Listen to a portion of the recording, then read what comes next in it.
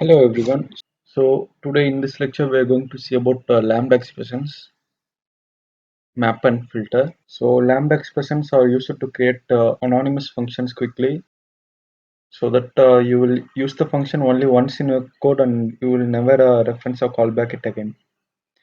So such type of functions can be created using lambda expressions. So map and filter are built-in functions. So let's understand them by using some examples. So let's take map and hit tab. You can see it requires two arguments, func, which is the function, and iter1, which is the iterable number of times the function should execute. So now let's explore more on map keyword. So just we will declare a function which adds two numbers. So let's explore more concepts on map by defining a function called a square, which will get a number and returns it square. Return x into 2. So which is the power operator, x is raised to the power of 2. So now I have list of variables which I want to get the square. So one way we can call the function is by using a for loop. By using for loop we can call the function square by iterating to the elements in the for loop, which is 1 to 5.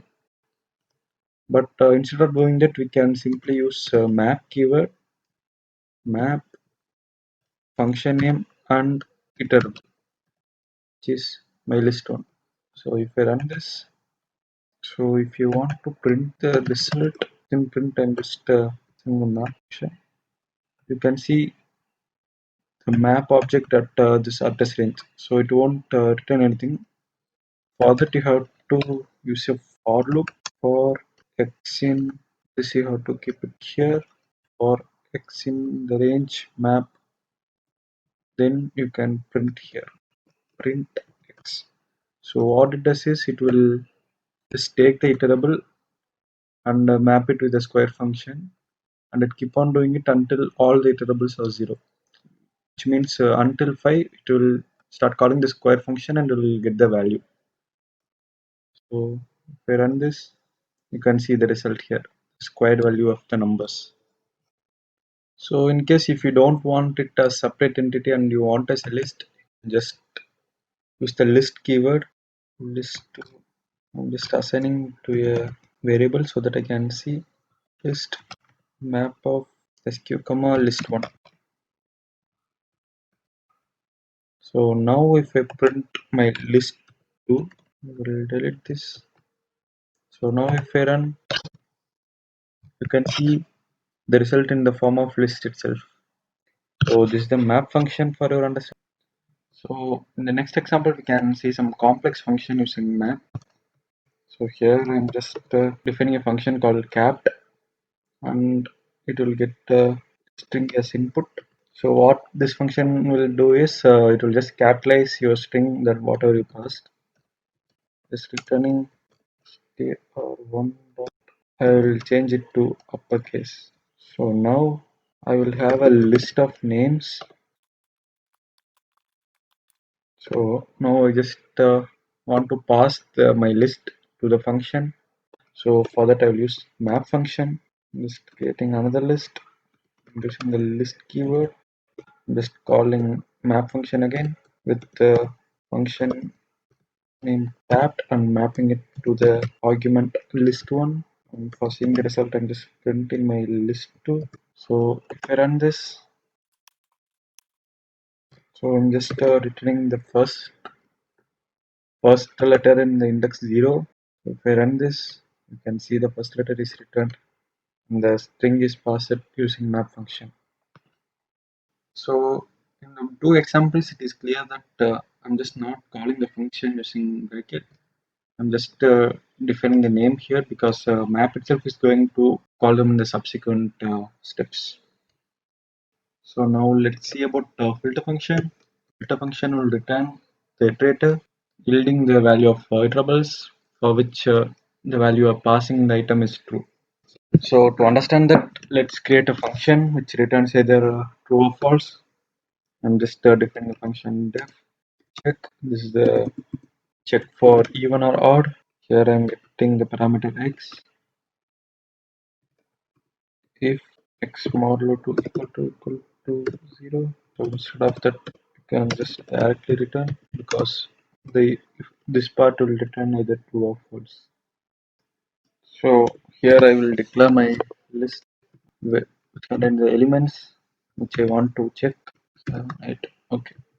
So for this case, I will use the filter function call. So what map does is it will just call the function and pass through this iterables. But filter will call the function and execute with the entities in the list one, and it will filters out the entities in list one based upon the condition which is defined in this function. Now, if you want to filter out the numbers like map function, you have to just call the function call click and pass the arguments list one. So if you run this, it won't return anything because just have like map function, you just have to call it using for x in filter checklist, and here I'm printing x. So what it does is it will pass each and every element in this variable list one to the function check, and the important condition here is the any function defined here should return either true or false. This filter function filter out the elements which is passed to the function check, which has the return value as true. For example, if 1 is passed to the check, 1 modulo 2 is not equal to 0, so the return value will be false, so it won't list the false value here. So to put it in an easy way, for the function call with the values which returns true will get sorted out in the list one. So if you want to print it as a list, simply you can just make a list 2 filter, and here I will delete the indentation, print my list 2 here, which will print the list of numbers which has how to use the list keyword to create a list. Okay, now if you run this, you will get the list of numbers which has the return value as true. So now finally we will move to lambda expressions and see why they are useful. Lambda expressions, as we said earlier, which can be executed only once and cannot be referenced later. So let's see them why it's useful. So to understand lambda expressions, we will just go to our old function definition. I'm just declaring a function for calculating the square of a number. Here I'm calculating the square, and here I'm returning x. So again I will call my function here. So for printing I'm just using the print function. Inside that I will call my function with value 2. So if I run this, you can see the return value is 4. So instead of x here, you can just directly calculate square and return here.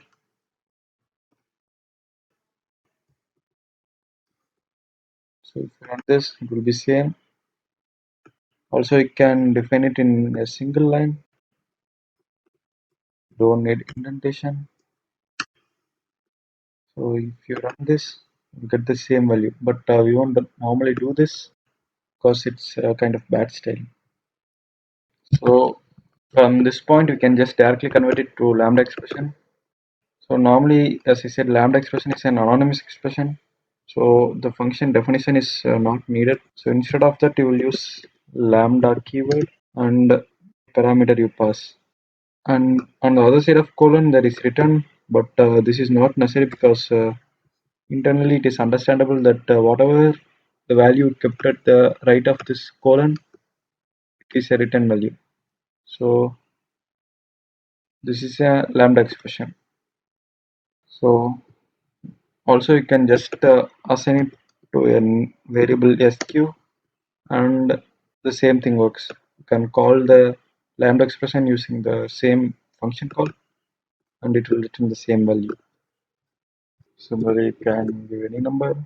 So basically it will work as a replacement for your function, because lambda expressions are anonymous functions which you will use to execute only once. So normally this is an anonymous function, so you won't assign it to a variable here. You won't call it using the function call. In the previous example, we have seen applying a map function to a list of elements. Like So this is my list of elements. In some cases, just need to get the square of the elements only once. So I will go for lambda expressions, and this is where lambda expression will come in handy. Let's make a list list keyword. I'm just calling the map function and passing the lambda expression here, and the argument, which is list one. So now if I run this, okay, we want to print.